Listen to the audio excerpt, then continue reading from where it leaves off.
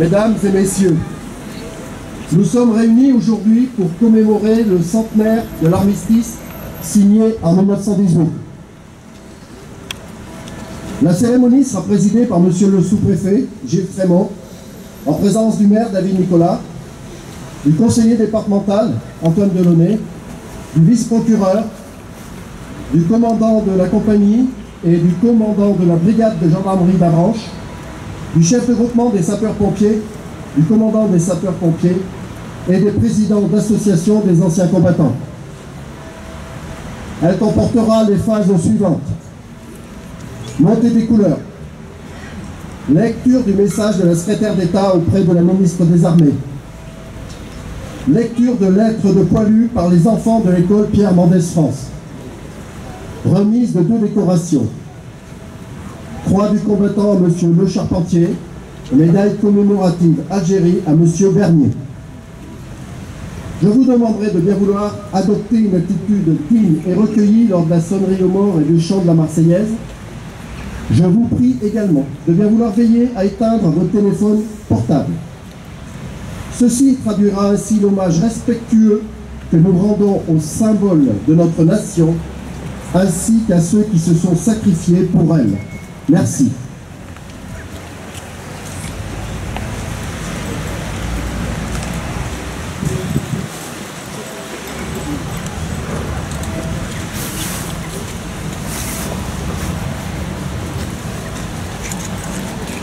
Pour l'ensemble, garde à vous.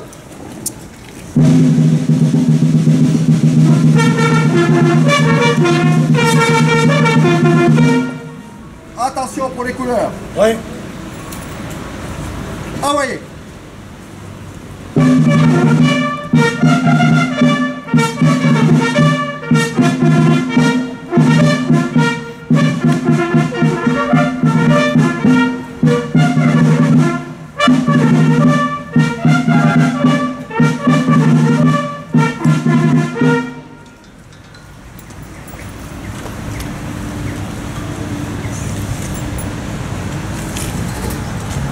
Lecture du message de la secrétaire d'État auprès de la ministre des Armées.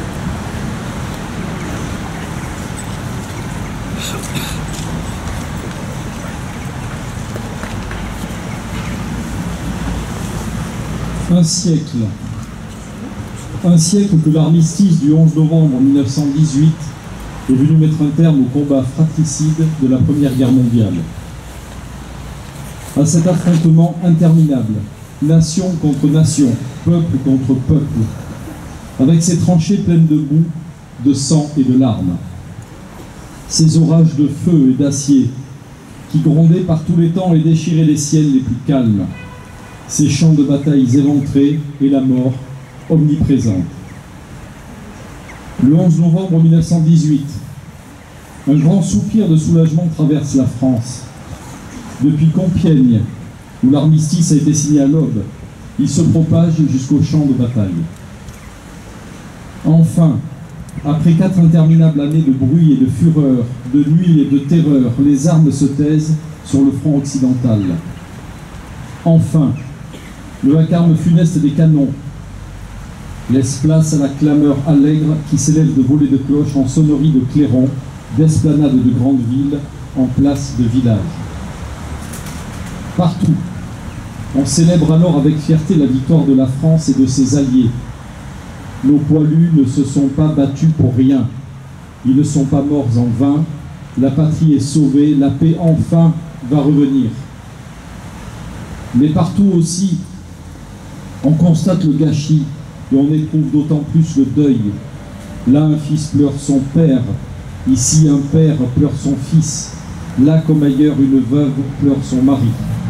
Et partout, on voit défiler des cortèges de mutilés et de gueules cassées. Françaises, Français dans chacune de nos villes et dans chacun de nos villages, Françaises et Français de toutes générations et de tous horizons, nous voilà rassemblés en ce 11 novembre. Pour commémorer la victoire, mais aussi pour célébrer la paix. Nous sommes réunis dans nos communes, devant nos monuments aux morts, pour rendre hommage et dire notre reconnaissance à tous ceux qui nous ont défendus hier, mais aussi à ceux qui nous défendent aujourd'hui jusqu'au sacrifice de leur vie. Nous nous souvenons de nos poilus morts pour la France, de nos civils, dont beaucoup ont aussi perdu la vie, de nos soldats, marqués à jamais dans leur chair et dans leur esprit, de nos villages détruits, de nos villes dévastées. Nous nous souvenons aussi de la souffrance et de l'honneur de tous ceux qui ont quitté leur terre et sont venus d'Afrique, du Pacifique et d'Amérique sur ce sol de France qu'ils n'avaient jamais vu et qu'ils ont pourtant vaillamment défendu. Nous nous souvenons de la souffrance et de l'honneur des 10 millions de combattants de tous les pays qui ont été envoyés dans ces combats terribles. Françaises, Français, nous sommes aussi unis en ce jour dans la conscience de notre histoire et dans le refus de sa répétition.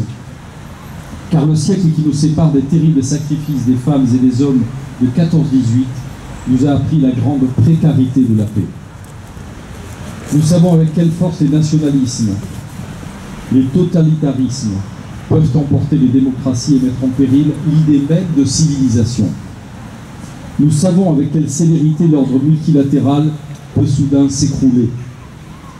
Nous savons que l'Europe unie, forgée autour de la réconciliation de la France et de l'Allemagne, est un bien plus fragile que jamais. Vigilance, tel est le sentiment que doit nous inspirer le souvenir de l'effroyable hécatombe de la Grande Guerre. Ainsi, serons-nous dignes de la mémoire de celles et ceux qui, il y a un siècle, sont tombés. Ainsi serons-nous dignes du sacrifice de celles et ceux qui, aujourd'hui, font que nous nous tenons là, unis, en peuple libre. Vive l'Europe en paix, vive la République et vive la France. En cette année 2018, sont morts pour la France l'adjudant Émilien Mougin, 1er régiment de Spahi, mort pour la France au Mali, le 21 février 2018. Le maréchal des logis Timothée d'Ernoncourt, puis au 1er régiment des Spahi, mort pour la France au Mali le 21 février 2018. Le caporal Bogus Pochilski, 2e régiment étranger d'infanterie, mort pour la France en Irak le 21 mars 2018.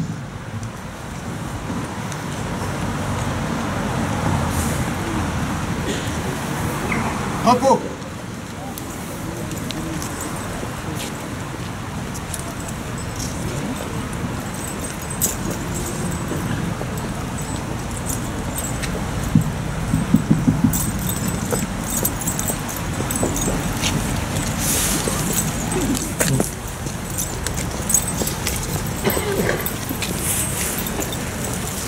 Ok. Dimanche 22.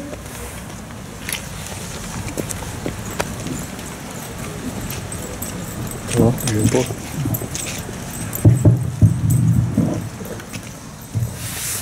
Dimanche 22 novembre 1914. Ma chère Marie. Voici quelques jours qu'il fait très froid, il y a eu très fort chaque nuit. Hier matin, le thermomètre était à 9 degrés en dessous de zéro. Le canal de la Marne-Rhin qui passe par ici est tout gelé. Aussi, je t'avoue franchement que la nuit, c'est bien le moment de s'enfoncer le nez sous la paille. Sans craindre des rats qui peuvent nous grignoter le bout du nez. Voilà une dizaine de jours que nous n'avons pas été au combat. Le canon tonne dans le lointain. Je ne sais pas si un de ces jours, il ne nous appellera pas. Mais que veux-tu, puisque nous sommes là pour ça? Bien-aimé Joseph. Lettre d'André Fédour au journal L'Opinion 1915. Voilà près d'un mois que je ne me suis ni déshabillée ni déchaussée.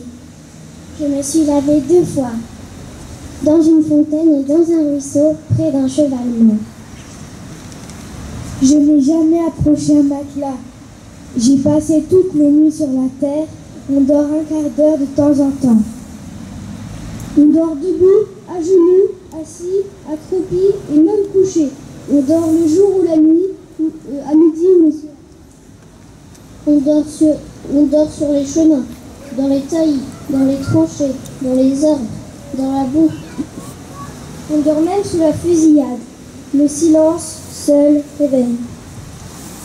Lettre d'Étienne Tanti, 1915. J'ai le cafard, voilà 6 mois que ça dure. 6 mois, une demi-année qu'on traîne entre la vie et la mort, cette misérable existence qui n'a plus rien d'humain.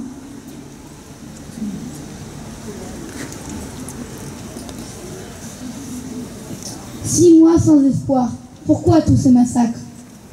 Est-ce la peine de faire attendre la mort si longtemps, à tant de milliers de malheureux, après les avoir privés de vie pendant des mois?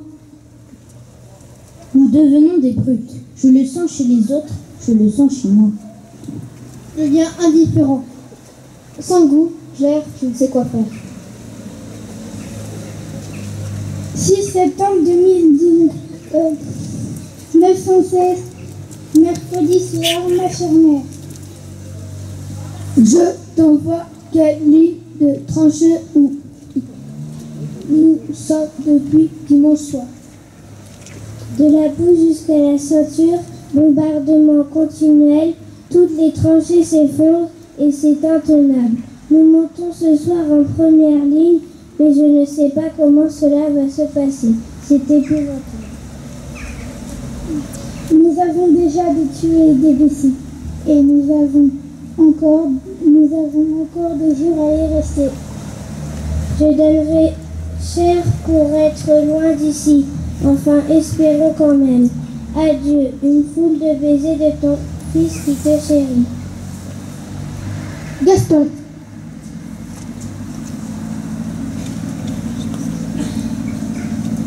« 1915, ma chère sœur. Je ne saurais croire l'héroïsme de vos soldats. Hier devait avoir lieu l'attaque d'une tranchée allemande.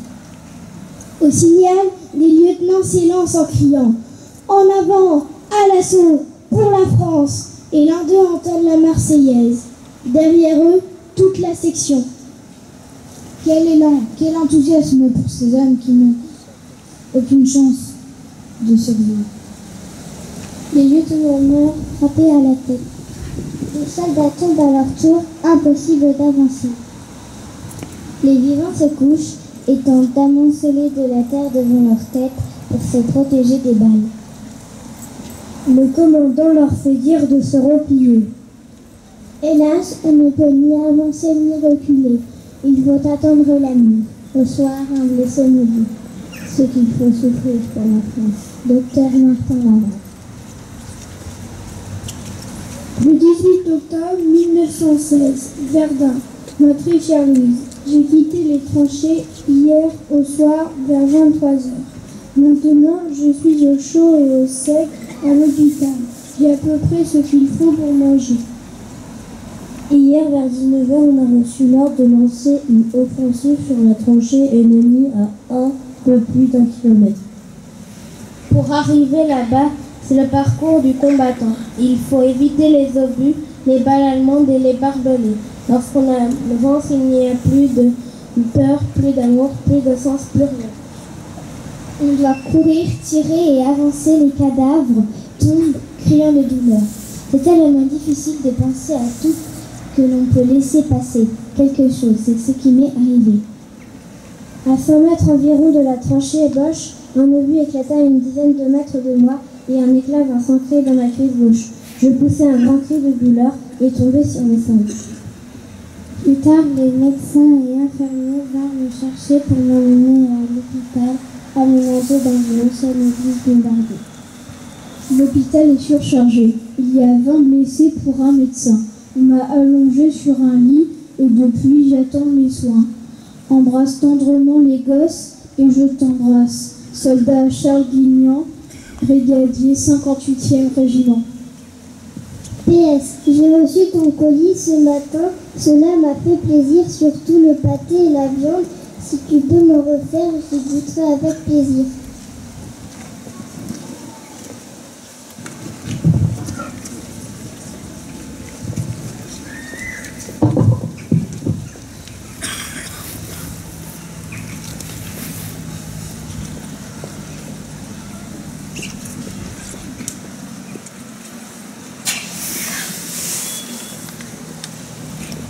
Pour l'ensemble. Garde à vous.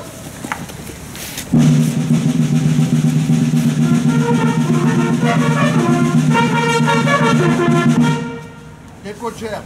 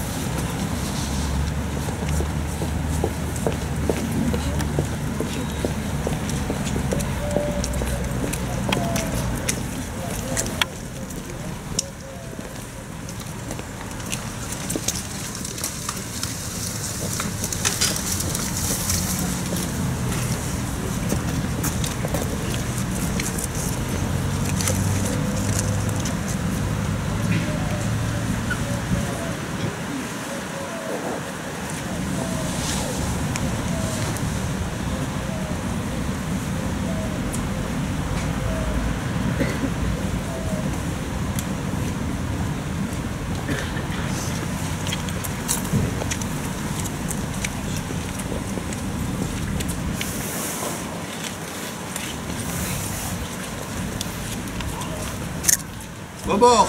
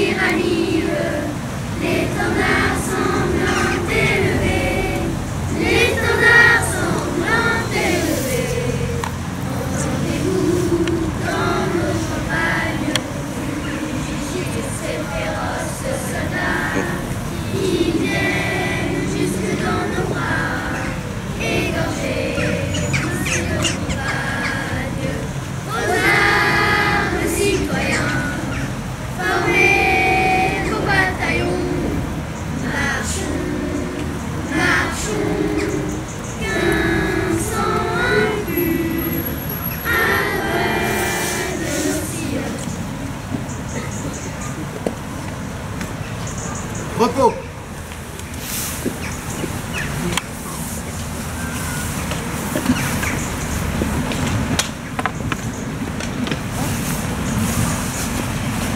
Garde à vous.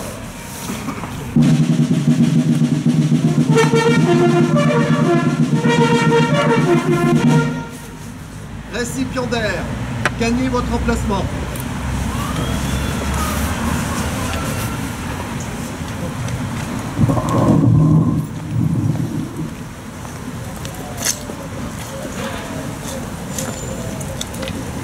Ouvrez le bord.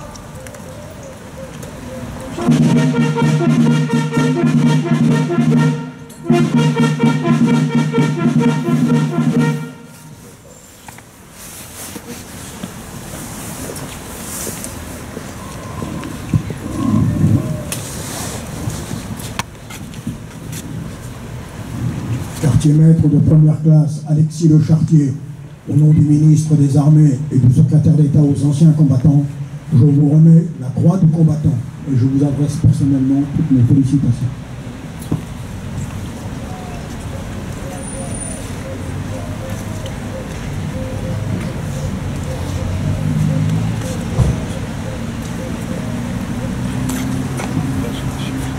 Sous-préfet. Oui, Jean-Pierre Bernier, adhérent d'Avranches, reçoit la médaille commémorative guerre d'Algérie des mains de monsieur le sous-préfet.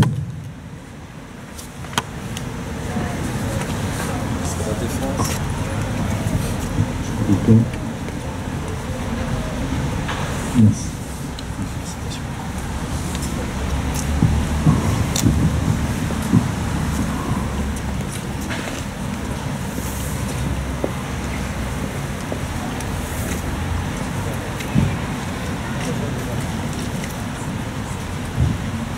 Fermez le banc.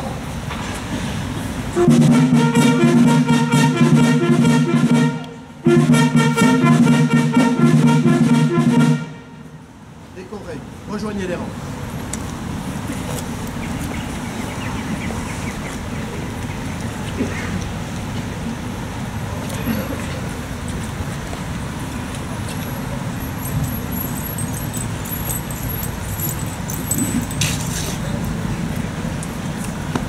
Repos.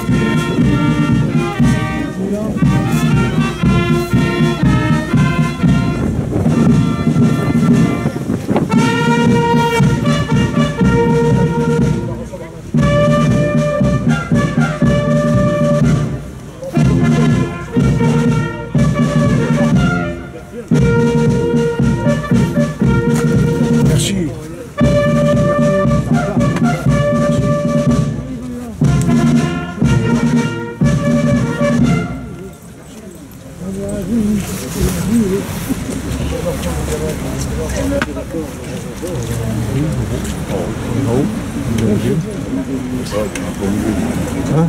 Oui, j'avais pas vu. Ah oui, j'ai vu.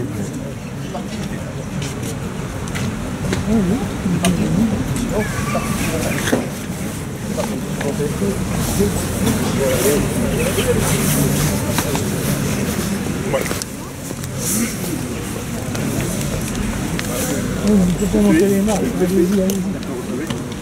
Tu peux pas monter les marques. Non, t'as raison.